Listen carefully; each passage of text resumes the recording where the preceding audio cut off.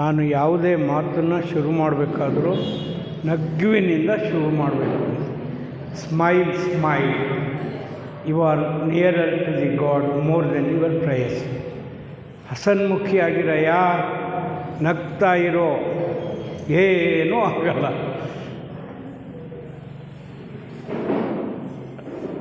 ನೀನು ನಿನ್ನ ಪ್ರಾರ್ಥನೆಗಿಂತ ಬೇಗ ದೇವರ ಸಾಮೀಪ್ಯದಲ್ಲಿ ಇರ್ತೀಯಾ, ನಗ್ತಾ ಇರು ಅಂತ. ಯಾಕೆ ಅಳ್ತಾ ಇರಬೇಕು? ಬುದ್ಧ ಏನು ಹೇಳಿದಾರೋ ಅಷ್ಟಾಂಗ ಮಾರ್ಗ, ಅದನ್ನು ಅನುಸರಿಸಿದರೆ ಯಾವಾಗಲೂ ನಾವು ನಗ್ತಾನೇ ಇರ್ಬೋದು. ಆದರೆ ಯಾಕೆ ಎಲ್ಲಿ ತಪ್ತೀವಿ ಅನ್ನುವಂಥದ್ದನ್ನ ಚರ್ಚೆ ಮಾಡೋಣ. ಈಗ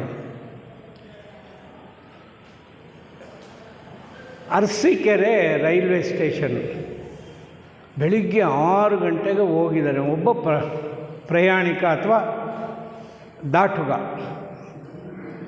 ಅವನು ಎನ್ಕ್ವೈರಿ ಆಫೀಸರ್ ಅಂತ ಇರುತ್ತೆ, ಎಲ್ಲ ರೈಲ್ವೆ ಸ್ಟೇಷನ್ನಲ್ಲೂ ಎನ್ಕ್ವೈರಿ ಅಂತ ಇರುತ್ತೆ. ಅಲ್ಲೋಗಿ, ನಮಸ್ಕಾರ ಸರ್. ಹಾಂ ನಮಸ್ಕಾರಪ್ಪ. ಏನು ಸರ್, ಈ ದಾವಣಗೆರೆ ಇದು ಬರುತ್ತಲ್ಲ, ಟ್ರೈನ್ ಬರುತ್ತಲ್ಲ ಸರ್, ಬೆಂಗಳೂರಿಗೆ ಹೋಗೋದು, ಎಷ್ಟೊತ್ತಿಗೆ ಬರುತ್ತೆ? 9:30 ಬರುತ್ತಪ್ಪ. ಸರಿ, ಆ ಟ್ರೈನು ಅಂತ. ಇನ್ನೊಂದು ಸ್ವಲ್ಪ ಬಿಟ್ಟ 10:30, 11ಕ್ಕೆ ಹೋದ. ಸರ್ ನಮಸ್ಕಾರ ಸರ್. ಏನಪ್ಪ ಅಂಥೇಳಿ. ಅದೇ ಸರ್, ಈಗ ಬೆಂಗಳೂರಿಂದ ದಾವಣಗೆರೆ ಕಡೆ ಹೋಗುತ್ತಲ್ಲ ಟ್ರೈನು, ಅದೆಷ್ಟೊತ್ತಿಗೆ ಬರುತ್ತೆ ಸರ್ ಅಂತ. ಅದು 11-12 ಗಂಟೆಗೆ ಬರುತ್ತೆ ನೋಡಿ. ಬೆಳಿಗ್ಗೆಯಿಂದ ಇದೇ ಮಾಡ್ದಾಗ ಹೋಗೋದು ಎನ್ಕ್ವೈರಿ ಆಫೀಸರು, ಪ್ರತಿ ಗಂಟೆಗೂ ಕೇಳೋದು. ಆಮೇಲೆ ಅಲ್ಲ ಕಣಯ್ಯ, ಅವನಿಗೆ ಎನ್ಕ್ವೈರಿ ಆಫೀಸರಿಗೆ ಬೇಜಾರಾಯಿತು. ಯಾಕೆ ಹಿಂಗೆ ಕೇಳ್ತಾ ಇದೀಯ ಅಂತಂದು. ಹಳಿ ದಾಟಬೇಕಾಯಿತು ಸರ್, ಈ ಕಡೆಯಿಂದ ಆ ಕಡೆಗೆ. ನಮ್ಮ ಎಲ್ಲರ ಜೀವನವೂ ಕೂಡ ಈ ಥರ ಆಗಿದೆ, ಏರುಪೇರಾಗಿದೆ. ಅವರ ಅಂಡರ್ಸ್ಟ್ಯಾಂಡಿಂಗ್ ನೋಡಿ, ರೈಟ್ ಅಂಡರ್ಸ್ಟ್ಯಾಂಡಿಂಗ್ ಅಂತ ಬುದ್ಧರ ಒಂದು ಮಾತು.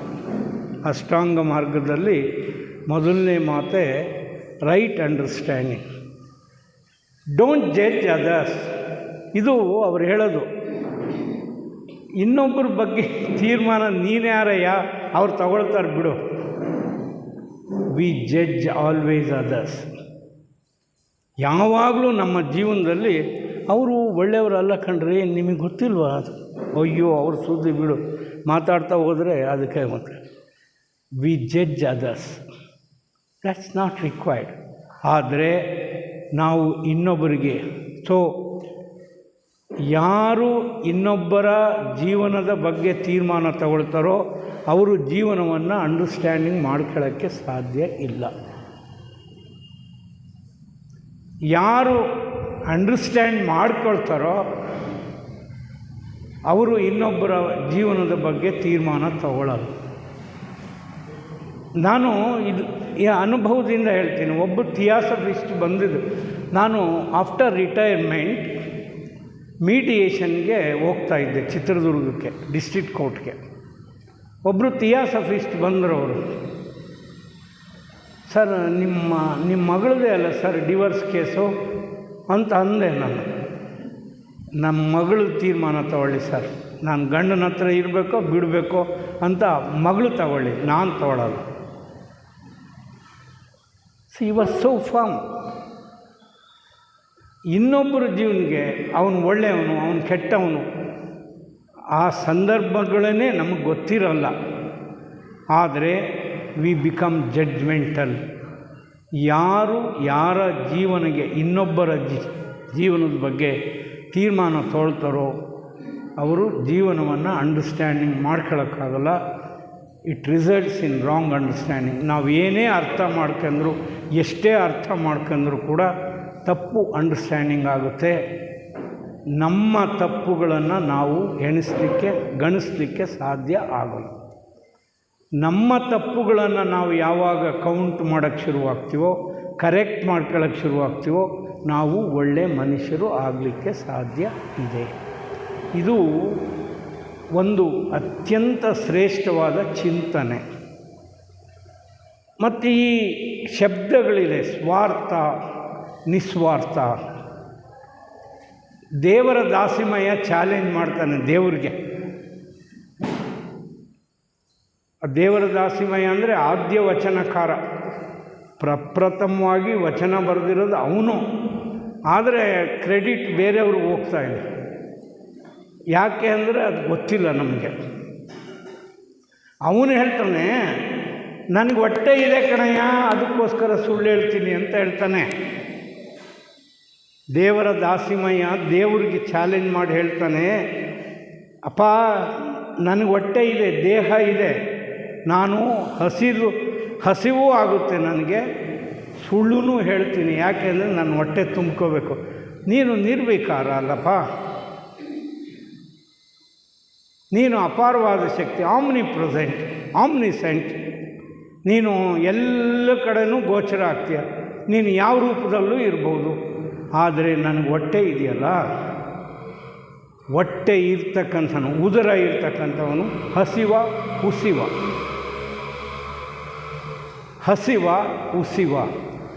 ಸೊ ನಾವು ಸಾಂಸಾರಿಕ ಜೀವನ ನಾವೆಲ್ಲರೂ ಮಾಡ್ತಾಯಿದ್ವಿ. ಆ ಸಾಂಸಾರಿಕ ಜೀವನವನ್ನು ಎಷ್ಟು ಚೆನ್ನಾಗಿ ಮಾಡ್ಬೋದು ಅಂತ ನಮ್ಮ ಯೋಚನೆ ಇರಬೇಕು. ಆಧ್ಯಾತ್ಮ ಜೀವನದ ಬಗ್ಗೆ ಹೋಗೋದಾದರೆ ಬುದ್ಧನಂತೆ ಎಲ್ಲವನ್ನೂ ತ್ಯಾಗ ಮಾಡಬೇಕು. ಬುದ್ಧನ ನೋಡಿ, ಅವನಿಗೆ ಅರಮನೆ ಇತ್ತು, ಯಶೋಧರೆ ಅಂತ ಹೆಂಡತಿ ಇತ್ತು, ರಾಹುಲ ಅಂತ ಮಗ ಇದ್ದ, ಶುದ್ಧೋಧನ, ಮಾಯಾದೇವಿ ತಂದೆ ತಾಯಿಗಳಿದ್ದರು. ಅವರು ನಮ್ಮ ಮಗ ದುಃಖವನ್ನೇ ಕಾಣಬಾರ್ದು ಅಂತ ಇದ್ದರು, ಬಚ್ಚಿಟ್ಟಿದ್ದರು. ಎಲ್ಲ ಸುಖ ಸಂತೋಷಗಳನ್ನು ಪಡಲಿಕ್ಕೆ ಸಾಧ್ಯ ಇತ್ತು. ಆದರೆ ಬುದ್ಧನ ಆಯ್ಕೆ ಅದಾಗಿರಲಿಲ್ಲ, ಆ ಬದುಕು ಆಗಿರಲಿಲ್ಲ.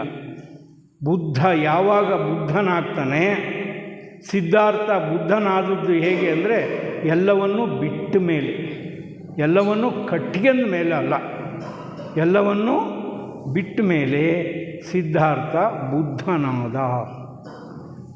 ನವಕೋಟಿ ನಾರಾಯಣನ ಜೀವನ ನೋಡ್ರಿ. ಅದಕ್ಕೆ ಪುರಂದರದಾಸ ಅಂತ ನಾವು ಕರಿತೀವಲ್ಲ, ಪುರಂದರದಾಸರು ಏನು ಮಾಡಿದ್ರು? ಅಪಾರವಾದಂಥ ಆಸ್ತಿ ಎಲ್ಲ ಇತ್ತು. ಒಂದು ಹೆಂಡತಿಯ ಮೂಗ್ತಿ ದೇವರಿಗೆ ಹೋಗಿ, ಏನಮ್ಮ ನಿಂದೇನಾರು ಇದ್ದರೆ ಕೊಡಮ್ಮ ಅಂತೇಳಿ, ಇಲ್ಲಪ್ಪ ನಂದೇನಿದೆ ಅಂತ ಅಂತಾಳಾಕೆ. ಆವಾಗ ದೇವರೇ ತೋರಿಸ್ತಾನೆ, ಮೂಗ್ತಿ ಇದೆಯಲ್ಲಮ್ಮ, ನಿನ್ನ ತವ್ರ ಮನೆಯವ್ರು ಕೊಟ್ಟಿರೋದು, ಅದು ನಿಂದು, ನೀನು ಕೊಡು ಅದನ್ನ ಅಂತ ಹೇಳ್ತಾರೆ. ಅದನ್ನು ತಗೊಂಡೋಗಿ ಅವರು ಅಂಗಡಿಗೆ ಹೋಗ್ಬಿಡ್ತಾರೆ. ಅಲ್ಲಿಗೆ ಪುರಂದರದಾಸರು ಕುತ್ಕೊಳ್ತಾರೆ, ಇದೇನು ನನ್ನ ಹೆಂಡ್ತಿ ಮೂಗ್ತಿ ತಂದದನಲ್ಲ ಇವನು ಅಂತ ಹೇಳ್ತಾರೆ.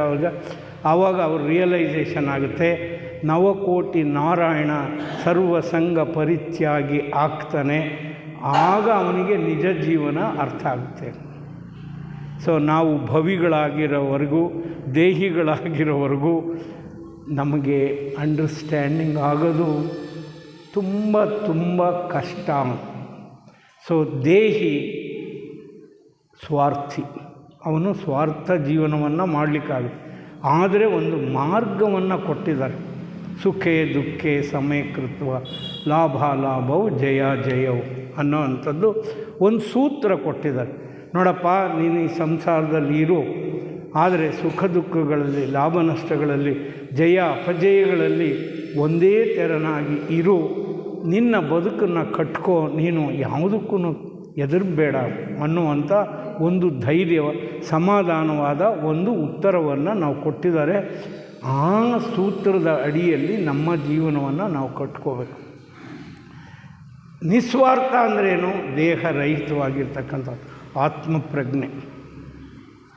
ಆತ್ಮಪ್ರಜ್ಞೆ ದೇಹಿಗಳಿಗೆ ಬರೋವಂಥದ್ದಕ್ಕೆ ನನ್ನ ದೇಹ, ನನ್ನ ಕೈ, ನನ್ನ ಕಾಲು, ನನ್ನ ಕಾರು, ನನ್ನ ಮನೆ, ನನ್ನ ಮಕ್ಕಳು, ನನ್ನ ಹೆಂಡತಿ, ಇದೇ ಆಗ್ತಾ ಹೋಗ್ತಾ ಇರುತ್ತೆ. ಅಹಂ ಅಹಂ ಅಹಂ ಅಹಂ ಅಕ್ಯುಮುಲೇಷನ್ ಆಗ್ತಾ ಹೋಗುತ್ತೆ. ಎವ್ರಿ ಡೇ ನಾವು ಅಹಮ್ಮನ್ನು ಅಕ್ಯುಮುಲೇಟ್ ಮಾಡ್ತಾ ಮಾಡ್ತಾ ಮಾಡ್ತಾ ಹೋಗ್ತೀವಿ. ಅದರಿಂದ ಆತ್ಮಬುದ್ಧಿ ನಮಗೆ ದೇಹಿಗಳಿಗೆ ಬರುವಂಥದ್ದು ತುಂಬ ಕಷ್ಟ. ಎಲ್ಲೋ ಒಬ್ಬೊಬ್ಬರಿಗೆ ಬರ್ಬೋದಷ್ಟೇ. ಬಹುಪಾಲು ಜನ ಈ ರೀತಿ ವಿಲ ಒದ್ದಾಡಿ ಕಷ್ಟವನ್ನು ಅನುಸರಿಸಿ. ಎಷ್ಟು ಜನ ಬರ್ತಾರೆ ನನಗೆ, ಎಲ್ಲರೂ ಅವರ ಅಪ್ಪನ ಮೇಲೆ ಮಗಳು ಕೇಸ್ ಹಾಕಿರೋ ಅಂಥದ್ದು ನಾನು ನೋಡ್ತೀನಿ, ಅಕ್ಕ ತಂಗಿಯರು ಅಣ್ಣ ತಮ್ಮಂದಿರ ಮೇಲೆ ಹಾಕಿರೋ ಅಂಥ ಕೇಸ್ ನೋಡ್ತೀನಿ. ಎಲ್ಲವೂ ದೇ ಆರ್ ರಿಲೇಟೆಡ್. ಯಾರೂ ಸಂಬಂಧ ಇಲ್ಲದೆ ಇರೋವಂಥವ್ರು ಒಬ್ಬರ ಮೇಲೆ ಒಬ್ಬರು ಕೇಸ್ ಹಾಕಿರೋ ಅಂಥ ಪ್ರಕರಣಗಳು ಯಾವೂ ಇಲ್ಲ. ಯಾಕೆ ಅಂದರೆ ನಮ್ಮ ಸಂಬಂಧ ತೀವ್ರವಾದಾಗ, ಬಹಳ ಸಮೀಪದಲ್ಲಿದ್ದಾಗ ಮಾತ್ರ ವ್ಯಾಜ್ಯ ಬರಲಿಕ್ಕೆ ಸಾಧ್ಯ ಇದೆ, ಭಿನ್ನಾಭಿಪ್ರಾಯಗಳು ಬರಲಿಕ್ಕೆ ಸಾಧ್ಯ ಇದೆ. ಭಿನ್ನಾಭಿಪ್ರಾಯಗಳನ್ನೇ ನಾವು ವ್ಯಾಜ್ಯಗಳು ಅಂತ ಕರಿತೀವಿ. ಕೋರ್ಟಿಗೆ ಹೋದರೆ ಅದು ಒಂದು ಡಿಸ್ಪ್ಯೂಟ್ ಆಗುತ್ತೆ. ಇದು ಈ ರೀತಿ ಸ್ವಾರ್ಥಿಗಳಾಗಿ ಇರುವಂಥದ್ದು ಬಹಳ ಕಡಿಮೆ ಜನ ಆ ಮಟ್ಟಕ್ಕೆ ಏರ್ಬೋದು. ತುಂಬ ಕಡಿಮೆ ಜನ. ನಿಸ್ವಾರ್ಥಿಗಳಾದರೆ ಅಂದರೆ ವರ್ಕ್ ಫಾರ್ ಅದರ್ಸ್. ಅದಕ್ಕೆ ರಾಮಕೃಷ್ಣರು ಕೇಳ್ತಾರೆ, ಅವರು ಒಬ್ಬರು ಮಥುರಾ ಬಾಬು ಅಂತ ಹೇಳ್ತಾನೆ ರಾಮಕೃಷ್ಣ ಪರಮಹಂಸರ ಹತ್ರ. ಅವನು ಎಲ್ಲ ರಾಣಿ ರಾಸಮಣಿ ಅಳಿಯ ಎಲ್ಲವನ್ನೂ ಒದಗಿಸ್ಕೊಡ್ತಾನೆ ಅವನು. ಇದಕ್ಕೆ ಮಥುರಾ ಬಾಬು ಎಲ್ಲವನ್ನೂ ಒದಗಿಸ್ಕೊಡ್ತಾನೆ. ಬಾಬು ಏನು ಕೊಟ್ರಿ? ನಿಮ್ಮ ತೀರ್ಥಯಾತ್ರೆಗೆ ಅರೇಂಜ್ ಮಾಡಿದ್ದೀನಿ, ನಾನೇ ಮಾಡಿದ್ದು ಅಂತ ಎಲ್ಲ ನಾನು ಅಂತ ಎಲ್ಲ ಹೇಳ್ತಾರೆ ಅವರು. ನೀನೇನೇ ಮಾಡ್ತೀಯ? ಅದಕ್ಕೆ ಯಜಮಾನನ ನೀನು? ರಾಮಕೃಷ್ಣ ಕೇಳೋದು, ಅದಕ್ಕೆ ಯಜಮಾನನ ನೀನು? ನಿಂದೇನಿದೆ ಕೊಡಪ್ಪ. ನಾವೇ ನಮ್ಮವರಲ್ಲ, ನಮ್ಮ ತಂದೆ ತಾಯಿಗಳು ನಮಗೆ ಜನ್ಮ ಕೊಟ್ಟು ಸೃಷ್ಟಿಯಲ್ಲಿ ಇರೋ 4-6 ದಿನ ಇರೋ ಥರ ಮಾಡಿ ಹೋಗಿದ್ದಾರೆ. ಅದಕ್ಕೆ ನಮ್ಮದು ಅನ್ನುವಂಥದ್ದು ಏನೂ ಈ ಜಗತ್ತಿನಲ್ಲಿ ಇಲ್ಲ. ಆದರೆ ಆಟ್ರಿಬ್ಯೂಟ್ ಮಾಡ್ಕೊಳ್ತಾ ಇದ್ವಿ. ಅದನ್ನು ಆಟ್ರಿಬ್ಯೂಟ್ ಮಾಡಿ ನಾವು ಹೇಳ್ತಾ ಇದ್ವಿ ನನಗೆ. ಅದರಿಂದ ವಿವೇಕಾನಂದರ ಇಡೀ ಜೀವನವನ್ನು ನೋಡಿ, ರಿನನ್ಸಿಯೇಷನ್ ಆ್ಯಂಡ್ ಸರ್ವೀಸ್ ಎರಡೇ ಪದ ಅವರು ಇದಕ್ಕೆ. ತ್ಯಾಗ ಮತ್ತು ಸೇವೆ ಮಾಡೋಕ್ಕೆ ಸಾಧ್ಯ ಇದೆಯೇ ಹೊರತು ಏನಾದರೂ ಕೊಡ್ತೀನಿ ತಗೊಳ್ತೀನಿ ಅಂತಂದರೆ ಇಲ್ಲಿ ಮಣ್ಣು ತೆಗೆದು ಅಲ್ಲಿಗೆ ಹಾಕಿದಂಗೆ ಅಷ್ಟೇ. ಇಲ್ಲಿ ಮಣ್ಣು ತೆಗೆದು ಅಲ್ಲಿಗೆ ಹಾಕಿದಂಗೆ ಅಷ್ಟೇ. ಆದರೆ ನಾನು ತೆಗೆದು ಹಾಕಿದ್ದೀನಿ ಅಂತ ಹೇಳಿದೆ. You can only serve. ಈ ಸೊಸೈಟಿನಲ್ಲಿ ಈಗಿರುವಂಥ ಪ್ರಸ್ತುತ ವ್ಯವಹಾರ ಸಂಬಂಧದಲ್ಲಿ ಸೇವೆಯನ್ನು ಮಾಡ್ಬೋದು ಅಷ್ಟೇ ಹೊರತಾಗಿ ಅದರ ಆಚೆಗೆ ಏನು ಮಾಡೋಕ್ಕಲ್ಲ. ಯಾರು ಶ್ರೀಮಂತರು ಅಲ್ಲ, ಯಾರೂ ಬಡವರು ಅಲ್ಲ. All are born equal with equal rights ಅಂತ ಹೇಳ್ತಾರೆ ನೋಡಿ. ಇದು ಎಂಥ ಒಳ್ಳೆ ಮಾತಿದು. All are born equal with equal rights. ಈ ಸೆನ್ಸ್ ನಮಗೆ ಬರಬೇಕಾದ್ರೆ ಎಷ್ಟು ಕಷ್ಟ ಇದೆ. ಈ ಭಾವನೆ ನಮಗೆ ನಮ್ಮದಾಗಬೇಕಾದ್ರೆ ಈ ಭಾವನೆ ಎಲ್ಲರೂ ಕೂಡ. ನಾನು ಒಂದು 40-45 ವರ್ಷದ ಹಿಂದೆ ಒಂದು ಪತ್ರಿಕೆನಲ್ಲಿ ಓದಿದ್ದೆ. ಅದಕ್ಕೇನಂತ, ತಾಯಿಯ ಗರ್ಭದಿಂದ ಎಲ್ಲರೂ ನಗ್ನರಾಗಿ 2 ಕೈಗಳಿಂದಲೇ ಹೊರಬರುತ್ತಾರೆ. ಬುದ್ಧಿವಂತರಾಗಿ ಬರುವಲ್ಲ, ಕ್ರಿಶ್ಚಿಯನ್ನಾಗಿ ಬರೋಲ್ಲ, ಹಿಂದುವಾಗಿ ಬರೋಲ್ಲ, ಮುಸ್ಲಿಮಾನನಾಗಿ ಬರೋಲ್ಲ, ಈ ಜೈನಾಗಿ ಬರೋಲ್ಲ, ಸಿಖ್ಖನಾಗಿ ಬರೋಲ್ಲ. ತಾಯಿ ಗರ್ಭದಿಂದ ಎಲ್ಲ ಮಕ್ಕಳು ಹೆಂಗೆ ಬರ್ತಾರೋ ಹಂಗೇ ಬರುತ್ತೆ. ಬಡವ ಬಲ್ಲಿದ ಅನ್ನುವಂಥದ್ದು ಇಲ್ಲ, ಭಾಷೆ ಅನ್ನುವಂಥದ್ದಿಲ್ಲ, ದೇಶ ಅನ್ನುವಂಥದ್ದಿಲ್ಲ, ರಾಷ್ಟ್ರ ಅನ್ನುವಂಥದ್ದಿಲ್ಲ. ಬಂದ ಮೇಲೆ ನಾವು ಇದನ್ನು ಮಾಡ್ತೀವಿ, ಅದನ್ನೆಲ್ಲ ಕೊಡ್ತೀವಿ. ನೀನು ಇಂಥವ್ರ ಮನೆಗೆ ಹುಟ್ಟಿದೆಯಾ, ಅದಕ್ಕೋಸ್ಕರ ಈ ಭಾಷೆ ಕಲಿ. ನೀನು ಇಂಥವ್ರ ಮನೆಗೆ ಹುಟ್ಟಿದೆಯಾ, ಅದಕ್ಕೋಸ್ಕರ ಈ ಭಾಷೆ ಕಲಿ. ಈ ಧರ್ಮದವನು. ನೀನು ಇಂಥವ್ರ ಹೊಟ್ಟೆಗೆ ಹುಟ್ಟಿದೆಯಾ, ಅದಕ್ಕೋಸ್ಕರ ಈ ಧರ್ಮ, ಈ ಜಾತಿ. ಇದೆಲ್ಲವನ್ನು ನಾವು ಆಟ್ರಿಬ್ಯೂಟ್ ಮಾಡ್ತಾ ಹೋಗ್ತೀವಿ. ಅಂಥದ್ದನ್ನು ನಾವು ಓದಬೇಕಾ? ಥಿಯಾಸಫಿಯನ್ನು ನಾವು ಕೇಳಬೇಕು ಅಂತಂದರೆ ಅದನ್ನೆಲ್ಲ ನಾವು ಅಧ್ಯಯನ ಮಾಡ್ತಾ ಕೂತ್ಕೋಬೇಕಾ?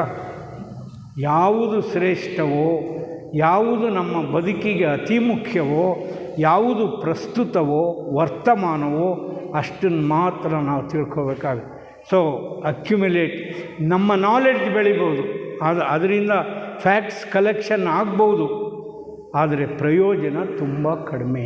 ಅದರಿಂದ ಆತ್ಮೀಯ ಬಂಧುಗಳೇ, ನಾವೆಲ್ಲರೂ ಕೂಡ ತಿಳ್ಕೋಬೇಕು. ನಾನು ಈಗ ಬುದ್ಧ ಕೆಲವು ಹೇಳಿದರು, ಬಸವನೂ ಅದನ್ನು ಹೇಳಿದ್ದಾರೆ. ಕಳಬೇಡ, ಕೊಲಬೇಡ, ಹುಸಿಯ ನುಡಿಯಲು ಬೇಡ, ಮುನಿಯ ಬೇಡ, ಅನ್ಯರನ್ನು ಕಂಡು ಅಸಹ್ಯ ಪಡಬೇಡ, ತನ್ನ ಬಣ್ಣಿಸಬೇಡ, ಇದಿರ ಅಳಿಯಲು ಬೇಡ, ಇದು ಅಂತರಂಗ ಶುದ್ಧಿ, ಇದು ಬಹಿರಂಗ ಶುದ್ಧಿ. ಅಷ್ಟೇ ಅಲ್ಲ, ಇದು ಕೂಡಲ ಸಂಗಮ ದೇವನನ್ನು ಒಲಿಸುವ ಪರಿ. Procedure to attain God. Procedure to attain God ಅಂದರೆ ಬುದ್ಧನ ತಗೊಳ್ಳಿ, ಡೋಂಟ್ ಸ್ಟೀಲ್, ಡೋಂಟ್ ಕಿಲ್. ಅವರೇ ಅದನ್ನೇ ಹೇಳ್ತಾರೆ, ಹಿಂಸೆ ಮಾಡೋಕ್ಕೆ ಹೋಗಬೇಡ ಕಣಯ್ಯ, ಸುಳ್ಳು ಹೇಳಬೇಡ ಕಣಯ್ಯ, ಪ್ರಾಣಿ ಹಿಂಸೆ ಮಾಡಬೇಡ ಕಣಯ್ಯ, ಲೈಂಗಿಕ ದೌರ್ಜನ್ಯ ಮಾಡಬೇಡ ಕಣಯ್ಯ. Then you attain God, your mind becomes pure, very natural. ದೇಹ ಶುದ್ಧಿ ಮನಃಶುದ್ಧಿ ಆಗೋವರೆಗೂ ನಾವು ಈ ರೀತಿಯ ಚಿಂತನೆಗಳನ್ನು ಮಾಡಿದ್ರೂ ಏನೂ ಪ್ರಯೋಜನ ಆಗಲ್ಲ. ದೇಹ ಶುದ್ಧಿ ಮನಃಶುದ್ಧಿ ಮಾಡಿ ಸತ್ಕಾರ್ಯಗಳನ್ನು, ನಿಸ್ವಾರ್ಥ ಸೇವೆಯನ್ನು ಮಾಡಿದರೆ ನಮ್ಮ ಬದುಕಿಗೆ ಒಂದು ಅರ್ಥ ಇರುತ್ತೆ. ಇಲ್ಲೇ ಇದ್ದರೆ ನಮ್ಮ ಬದುಕಿಗೆ ಯಾವ ಅರ್ಥವೂ ಇರಲ್ಲ. ನಮಗೆ ವಿ ಮೇ ಅಕ್ಯುಮಿಲೇಟ್ ನಾಲೆಡ್ಜ್, ಜ್ಞಾನ ಸಂಪಾದನೆ ಮಾಡ್ಬೋದು ಅಷ್ಟೇ, ಆದರೆ ಪ್ರಯೋಜನ ತುಂಬ ಕಮ್ಮಿ ಆಗುತ್ತೆ. ಸೊ ಈಗ ರೈಟ್ ಅಂಡರ್ಸ್ಟ್ಯಾಂಡಿಂಗ್ ಅಂತ ನಾನು ನಿಮಗೆ ತೊಗೊಳ್ತೀನಿ. ಒಂದು, ಎಷ್ಟು ವರ್ಷದವರೆಗೂ ನಿಮ್ಮ ಮಕ್ಕಳು, ಈಗ ನೀವು 1ನೇ ಕ್ಲಾಸ್ನಲ್ಲಿರೋ ನೀವು ಅಂತ ತಿಳ್ಕೊಳ್ಳೋಣ, ಭೂಮಿ, ಸೂರ್ಯ ಭೂಮಿಯನ್ನು ಸುತ್ತುತ್ತೆ ಅಂತ ಎಷ್ಟು ವರ್ಷದವರೆಗೂ ಅಂಡರ್ಸ್ಟ್ಯಾಂಡಿಂಗ್ ಮಾಡ್ಕೊಂಡಿದ್ರೆ? ಸೂರ್ಯ ಭೂಮಿಯನ್ನು ಸುತ್ತುತ್ತೆ. ಆ್ಯಕ್ಚುಯಲ್ಲಾಗಿ ಹೆಂಗಾಗುತ್ತೆ? ಭೂಮಿ ಸೂರ್ಯನ ಸುತ್ತುತ್ತೆ. ಇದು ನಿಜವಾದಂಥ ಸತ್ಯ. For ages hundreds thousands of years ಒಂದು ಅಂಡರ್ಸ್ಟ್ಯಾಂಡಿಂಗ್ ಇತ್ತು. ಏನಂತಂದರೆ, ಹಗಲು ರಾತ್ರಿ ಆಗುತ್ತೆ, 3 ಕಡೆ ಹುಡ್ತಾನೆ ಸೂರ್ಯ, ಈ ಕಡೆ ಬೆಳಿಗ್ಗೆ ಎಲ್ಲ ಹೋಗ್ತಾನೆ, ಆ ಕಡೆ ಪಶ್ಚಿಮದಲ್ಲಿ ಮುಳುಗ್ತಾನೆ, ಮತ್ತು ರಾತ್ರಿ ಹೆಂಗೋ ಬರ್ತಾನೆ, ಮತ್ತು ಸೂರ್ಯೋದಯ ಆಗುತ್ತೆ ಅಂತೇಳಿ. ಒಂದು ಟ್ರುತ್ ಈ ಪ್ರಪಂಚಕ್ಕೆ ಗೊತ್ತಾಗಬೇಕಾದ್ರೆ, ಇವತ್ತು 1ನೇ ಕ್ಲಾಸ್ನ ಮಗು ಕೇಳಿ, no, it is not the sun which revolves around the earth, it is the earth which revolves around the sun, day and night happen ಅಂತ 1ನೇ ಕ್ಲಾಸ್ ಮಗು ಇವತ್ತು ನಮಗೆ ಹೇಳ್ಬೋದು. ಈ ಒಂದು ಸತ್ಯವನ್ನು ಈ ಪ್ರಪಂಚಕ್ಕೆ ಕಲಿಕೆ ಅನೇಕ ವರ್ಷಗಳಾಯ್ತು. ದಟ್ ಈಸ್ ವೈ ಬುದ್ಧನ ಇದರಲ್ಲಿ ಹೇಳ್ತಾರೆ ರೈಟ್ ಅಂಡರ್ಸ್ಟ್ಯಾಂಡಿಂಗ್ ಅಂತ ಹೇಳ್ತಾರೆ. ರೈಟ್ ಅಂಡರ್ಸ್ಟ್ಯಾಂಡಿಂಗ್, ಸರಿಯಾದ ತಿಳುವಳಿಕೆ ನಮಗೆ ಆಗಬೇಕು. ಸರಿಯಾದ ತಿಳುವಳಿಕೆ ಅಂದರೆ ಎಕ್ಸಾಕ್ಟ್ ನಾಲೆಡ್ಜ್. ಅದನ್ನು ತಿಳ್ಕೊಳ್ರಿ, ನಿಮ್ಮ ಬದುಕು ಸುಧಾರಿಸುತ್ತೆ ಅನ್ನುವಂಥ ಮಾತನ್ನು ಅವರು ಹೇಳ್ತಾರೆ. ಬುದ್ಧ ಇನ್ನೊಂದು ಮಾತು ಹೇಳ್ತಾರೆ, however great a person is, ಎಷ್ಟೇ ಎತ್ತರದ ಮಟ್ಟದ ಮನುಷ್ಯ ಆಗಿರಲಿ, don't believe that man unless you test it are you are convinced. ನಿಮಗೆ ಮನಸ್ಸಿಗೆ ತೃಪ್ತಿ ಆಗದವರೆಗೆ ವ್ಯಕ್ತಿ ಶ್ರೇಷ್ಠ ಆಗಿದ್ದಾನೆ, ಅವನು ಸುಳ್ಳು ಹೇಳಲ್ಲ ಅಂತ ಹೋಗಬೇಡಿ ಅಂತ ಹೇಳ್ತಾರೆ. ಇದಕ್ಕೊಂದು ಎಕ್ಸಾಂಪಲ್ ಬಂದಿದೆ. Aristotle was A great Greek philosopher. ಅವನು ಹೇಳ್ತಾನೆ, ಹೆಣ್ಮಕ್ಳಿಗೆ ಗಂಡಸರಿಗಿಂತ ಕಡಿಮೆ ಅಲ್ಕಂಡ್ರಿ ಅಂದ್ಬಿಡ್ತಾನೆ. ಹೆಣ್ಮಕ್ಳಿಗೆ ಗಂಡಸರಿಗಿಂತ ಕಡಿಮೆ ಅಲ್ಲೂ, women have fewer teeth then men ಅಂತ ಹೇಳ್ತಾರೆ ಅವನು. ಅದು ನಿಜಾನ? ಅದು ಇಲ್ಲ. ಇವತ್ತು 1ನೇ ಕ್ಲಾಸ್ ಮಗು ಕೌಂಟ್ ಮಾಡ್ಬೋದು, ಇವ್ರಿಗೂ 32, ಗಂಡಸರಿಗೂ 32 ಅಲ್ಲಿರೋದು. ಇದಕ್ಕೆ ಈ ಒಂದು ಜಗತ್ತಿಗೆ ಸತ್ಯ ಬರಬೇಕಾದ್ರೆ ಎಲ್ಲ ಗ್ರೀಸ್ ದೇಶದ ಜನಗಳು ಅರಿಸ್ಟಾಟಲ್ ಹೇಳ್ತಾನಪ್ಪ, ನಾವು ಕ್ವಶ್ಚನ್ ಮಾಡೋಂಗಿಲ್ಲ, ವಿ ಬಿಲೀವ್ ಇಟ್ ಅಂತ. ಈ ಬಿಲೀಫಲ್ಲಿ ಇಂಥ ತೊಂದರೆಗಳು ಇದೆ. It may be right, it may be wrong also. ಅದರಿಂದ ಬಿ ಕನ್ವಿನ್ಸ್ ಯುವರ್ ಸೆಲ್ಫ್. ಅದಕ್ಕೆ ಭಗವದ್ಗೀತೆಯಲ್ಲಿ ಕೃಷ್ಣ ಅರ್ಜುನನಿಗೆ ಹೇಳ್ತಾನೆ, ಎಲ್ಲ ಹೇಳಾದಮೇಲೆ ಲಾಸ್ಟ್ ಚಾಪ್ಟರ್ನೇ ಓದಿ, ಅದರಲ್ಲಿ ನಿಮಗೆ ಒಂದು ಶ್ಲೋಕ ಸಿಗುತ್ತೆ. ಅರ್ಜುನ, ಹೇಳಬೇಕಾದಂಥ ಗುಹ್ಯ ವಿದ್ಯೆಯನ್ನು ನಾನು ಹೇಳಿದ್ದೀನಿ, ಇದು ಎಲ್ಲರಿಗೂ ಹೇಳೋ ಅಂಥದ್ದಲ್ಲ, ಆದ್ರೂ ನಿನಗೆ ಹೇಳಿದ್ದೀನಿ.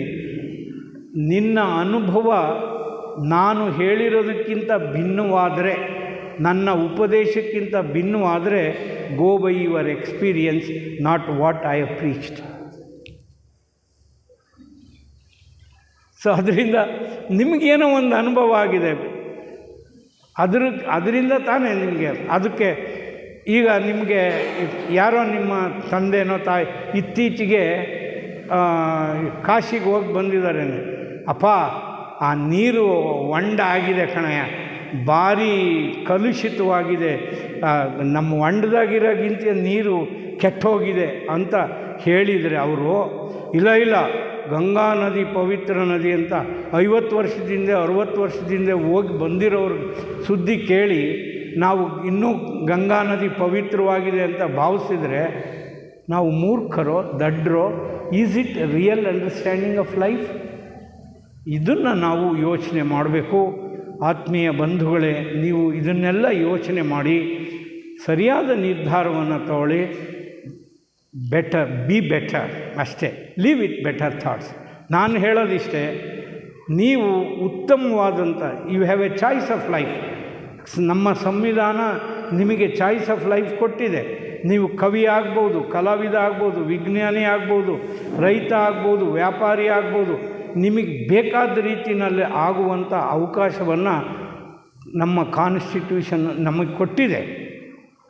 ಆದ್ದರಿಂದ you have a choice of life, be better. ಈಗ ನಿಮಗೆ ಹೇಳ್ತೀನಿ, ಇವೆರಡರಲ್ಲಿ ಬೆಟರ್ ಥಾಟ್ ಯಾವುದು ಅಂತ.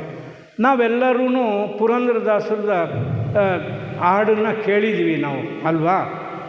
ಹೆಣ್ಣು ಹೊನ್ನು ಮಣ್ಣು ಮೂರು ನಿನ್ನ ಮಾಯೆ ಕಾಣೋ, ನಿನ್ನ ಮಾಯೆ ಕಾಣೋ, ನಿನ್ನ ಮಾಯೆ ಕಾಣೋ ಅಂತ ಹೇಳಿದ್ವಿ. ಅದು ಅಲ್ಲ, ಮಹಾಪ್ರಭು ಹೇಳ್ತಾರೆ, ಹೆಣ್ಣು ಮಾಯೆ ಎಂಬರು ಹೆಣ್ಣು ಮಾಯೆಯಲ್ಲ, ಹೊನ್ನು ಮಾಯೆ ಎಂಬರು ಹೊನ್ನು ಮಾಯೆಯಲ್ಲ, ಮಣ್ಣು ಮಾಯೆ ಎಂಬರು ಮಣ್ಣು ಮಾಯೆಯಲ್ಲ, ಮನದ ಮುಂದಣ ಆಸೆಯೇ ಮಾಯೆ ಅಂತ ಹೇಳ್ತಾರೆ. Which is the better thought? ಹೆಣ್ಣು ಹೊನ್ನು ಮಣ್ಣು ಮೂರು ನಿನ್ನ ಮಾಯೆ, ಅದನ್ನು ಪುರಂದರದಾಸರು ಹೇಳಿರೋದು, ಇದನ್ನು ಒಬ್ಬರು ವಚನಕಾರರು ಹೇಳಿದ್ದಾರೆ. ಯಾವುದು better thought? Live with the better thought, ಅಷ್ಟೇ. That's all. You have a choice of life. ನಿಮಗೆ ಅವಕಾಶ ಇದೆ, ಅದರಿಂದ ಉತ್ತಮ ಜೀವನವನ್ನು ಮಾಡಿ, ಸರಿಯಾದ ಯೋಚನೆಯನ್ನು ಕಟ್ಕೊಳ್ಳಿ.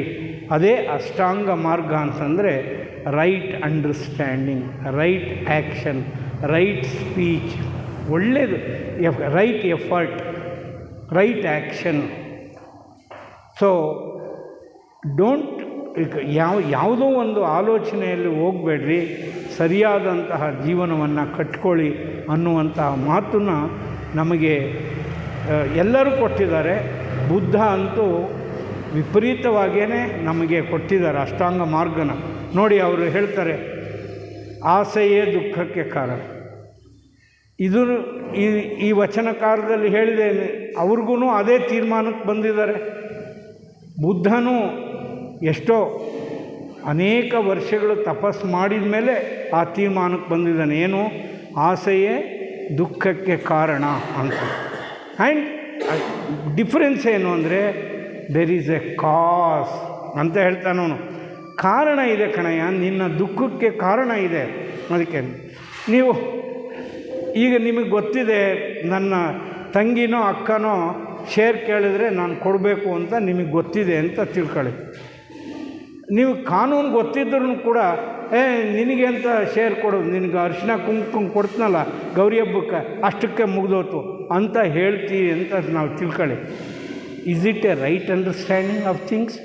No, it is wrong understanding. Social ಸ್ಟ್ರಕ್ಚರನ್ನೇ ನಾವು ಅರ್ಥ ಮಾಡ್ಕೊಂಡಿಲ್ಲ ಅಂತ ಆಗುತ್ತೆ. ರೈಟ್ ಅಂಡರ್ಸ್ಟ್ಯಾಂಡಿಂಗ್ ಈಸ್, ನನ್ನ ತಂಗಿ ನನ್ನ ಥರನೇ ಅರ್ಹಳು, ಅವಳಿಗೆ ಶೇರ್ ಕೊಡಬೇಕು ಅಂತ ಕರೆದು, ಅಮ್ಮ ಇನ್ಮೇಲೆ ನಾವು ಅರಿಶಿನ ಕುಂಕುಮ ಕೊಡ್ತೀನೋ ಇಲ್ವೋ ಗೊತ್ತಿಲ್ಲ, ನಿನ್ನ ಶೇರ್ ತಗೊಂಡು ಅಂತ ಕೊಟ್ಬಿಟ್ರೆ ವ್ಯಾಜ್ಯನೇ ಇರಲ್ಲ.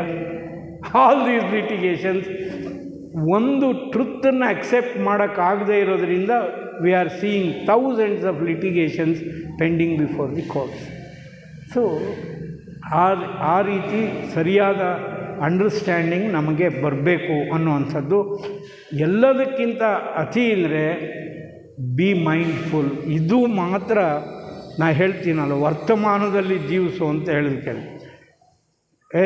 ನನ್ನ ತವ್ರ ಮನೆಯಲ್ಲಿ ಹಂಗೆ ಮಾಡಿದ್ರಲ್ರಿ ಮದುವೆ ಟೈಮ್ನಲ್ಲಿ, ಅವರು ಅಷ್ಟು ಜನಕ್ಕೆ ಊಟ ಹಾಕಿದ್ರು. ಅದು ಆಯ್ತಪ್ಪ, it is a fast, you can't leave it.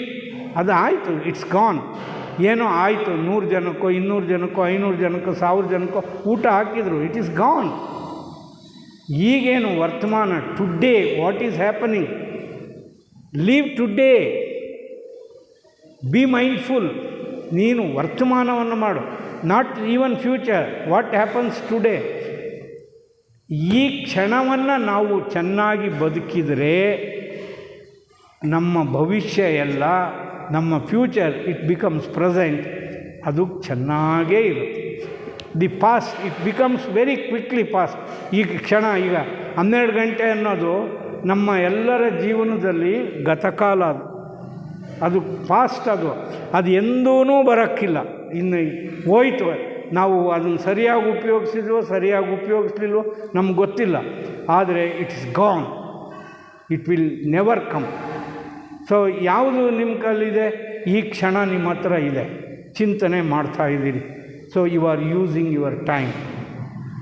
Next ಮುಂದಿನ 2 ನಿಮಿಷ, 20 ಸೆಕೆಂಡು, 10 ಸೆಕೆಂಡು, ಅದು ಈಗ ವರ್ತಮಾನ ಆಗುತ್ತೆ. ಇನ್ನೊಂದು ಸ್ವಲ್ಪ ಹೊತ್ತಿಗೆ ವರ್ತಮಾನ ಆಗಿ ಅದು ಭೂತ ಆಗುತ್ತೆ. That is why value time. ನಮ್ಮ ಜೀವನದಲ್ಲಿ ಸಮಯವನ್ನು ನಾವು ಗೌರವಿಸಬೇಕು. ಯಾಕೆಂದರೆ ದಟ್ಸ್ ಅವರ್ ಲೈಫ್. ಉಸಿರು, ಸಮಯ ಇವೆಲ್ಲವೂ ನಮ್ಮ ಜೀವನ. ಅದಕ್ಕೋಸ್ಕರ we must value time, we must value our breathing. ಯಾಕೆಂದರೆ ಎಲ್ಲಿವರೆಗೂ ಉಸಿರಾಡ್ತೀವೋ ಅಲ್ಲಿವರೆಗೂ ಬದುಕಿರ್ತೀವಿ ಅಷ್ಟೇ, ಆ ಕ್ಷಣವೇ ಮುರ್ತೋಗುತ್ತೆ. ಅದರಿಂದ ಈ ಮೈಂಡ್ಫುಲ್ ಅನ್ನೋವಂಥದ್ದು ಇದೆಯಲ್ಲ, ವರ್ತಮಾನದಲ್ಲಿ ಜೀವಿಸುವಂಥ, ಅದು ಕಷ್ಟ. ನಾವು ಹಿಂದಕ್ಕೆ ಹೋಗ್ತೀವಿ ಅದಕ್ಕೆ. ಅಲ್ಲ ರೀ, ಮದುವೆಗೆ ಅಷ್ಟು ಕೊಟ್ಟರು ಅಂತ ನಾನು ಹೇಳ್ತಿದ್ದೆ, ನಾನು ಮಾತೇ ಕೇಳಲ್ಲ ಅಂತ. We are living the past. ಅದು ಏನು ಮಾಡಿದ್ರೂ ಬರಲ್ಲ, ಅದು ಹಂಗೆ ನಡೆದು ಹೋಗಿದೆ ಅದು. ಅದಕ್ಕೆ don't live in the past, live in the present, right now. ಈ ಮೂಮೆಂಟನ್ನು ನಾನು ಹೇಗೆ ಉಪಯೋಗಿಸ್ಬೋದು ಅನ್ನುವಂಥ ಯೋಚನೆಯನ್ನು ಮಾಡಿದ್ರೆ. ಆ್ಯಂಡ್ ಕಾನ್ಸಂಟ್ರೇಷನ್, ಏಕಾಗ್ರತೆ ಇದೆಯಲ್ಲ, ಅದಕ್ಕೆ ಹೇಳೋಕ್ಕೆ ಆಗಲ್ಲ. ಅದಕ್ಕೆ ಹೇಳ್ತಾರೆ, ಪುಸ್ತಕದ ಥಿಯರಿ ನಾಲೆಡ್ಜು ಎಲ್ಲ ಹುಡುಗರಿಗೆ ತಲೆಯಲ್ಲಿ ತುಂಬಬೇಡ್ರಿ, ಆಸ್ಕ್ ದೆಮ್ ಟು ಕಾನ್ಸಂಟ್ರೇಟ್ ಅಷ್ಟೇ. ಏಕಾಗ್ರತೆಯನ್ನು ಗಳಿಸ್ಲಿಕ್ಕೆ ಹೇಳ್ರಿ. At will they can collect facts, at will. ನೀವು ಈ ಫ್ಯಾಕ್ಟ್ಸ್ ಬೇಕಾ, ಒಂದು ಪುಸ್ತಕ ತಗೊಂಡ್ರೆ ಕ್ಷಣಾರ್ಧದಲ್ಲಿ ನೀವು ತಿರುಗಿದರೆ, ವಿವೇಕಾನಂದರು ಒಂದು ಪುಸ್ತಕ ಕೊಟ್ಟರೆ 900-1000 ಪುಟದ ಪುಸ್ತಕ ಕೊಟ್ಟರೆ ಹಿಂಗೆ ತಿರುವರಂತೆ, ಇಡರಂತೆ. ಎಲ್ಲಿ ಮೊದಲನೇ ಪುಟದಿಂದ ಕೊನೆ ಪುಟದವರೆಗೂ ಪ್ರಶ್ನೆ ಕೇಳ್ರಿ ಅಂತ ಹೇಳ್ತಾ ಇದ್ದಾರಂತೆ. ಉತ್ತರ ಕೊಟ್ಟಿದ್ದಾರೆ ಆ ಥರ ಇದಕ್ಕೆ. ಯಾಕೆಂದರೆ ಬಿಕಾಸ್ ಆಫ್ ಕಾನ್ಸಂಟ್ರೇಷನ್. ಅದರಿಂದ ಡೈಲ್ಯೂಟ್ ಮಾಡಬಾರ್ದು. We must concentrate. ಏಕಾಗ್ರತೆ ನಮ್ಮನ್ನು ಮಾಡಬೇಕು. ಏಕಾಗ್ರತೆ ಅಂದರೆ ಅದು ಧ್ಯಾನನೂ ಆಗ್ಬೋದು, ಮೌನನೂ ಆಗ್ಬೋದು, ಅನೇಕ ವಿಚಾರಗಳು ಅದರಲ್ಲಿ ಇದೆ. ಅದು ಅರ್ಥ ಆಗಿದೆ. ಕಾನ್ಸಂಟ್ರೇಟ್. ಅದಕ್ಕೆ ವಿವೇಕಾನಂದ ಹೇಳ್ತಾರೆ, ನನಗೇನಾದರೂ ಇನ್ನೊಂದು ಸಾರಿ ಹುಟ್ಟು ಅಂದರೆ I don't learn facts, I want to only concentration and concentration. So ನಾನು ಏಕಾಗ್ರತೆಯನ್ನು ಗಳಿಸ್ತೀನಿ. At will I can collect facts ಅಂತ ಹೇಳ್ತಾರೆ. ಆದ್ದರಿಂದ ಆತ್ಮೀಯ ಬಂಧುಗಳೇ, ಈ ಸಬ್ಜೆಕ್ಟು ನೀವು ನೋಡಿರಿ, ನಿಮಗೆ ಗೊತ್ತಾಗುತ್ತೆ. ಪ್ರೇಮಲೀಲಾ ಅವರು ಗೌತಮನ ಜೀವನ ಚರಿತ್ರೆ ಅಷ್ಟು ಸೊಗಸಾಗಿ ಅವರು ಹೇಳ್ತಾ ಹೋದರು. ಮೇಡಮ್ ಜ್ಯೋತಿ ನಾಗೇಶ್ ಅವರು ಬುದ್ಧರು ಬೋಧಿಸಿದ ಧರ್ಮಚಕ್ರ ಪ್ರವರ್ತನ ಸೂತ್ರ ಅಂತ ಅವರು ಆ ವಿಷಯದಲ್ಲಿ ಮಾತಾಡಿದ್ರು. ಅದೇ ವಿಷಯನ ನನಗೂ ಹಾಕಿದ್ದಾರೆ. ಇದಕ್ಕೆ ಇಷ್ಟನ್ನು ಮಾತ್ರ ನಾನು ಹೇಳ್ತಿದ್ದೀನಿ ಅಷ್ಟೇ. live better. Thank you all.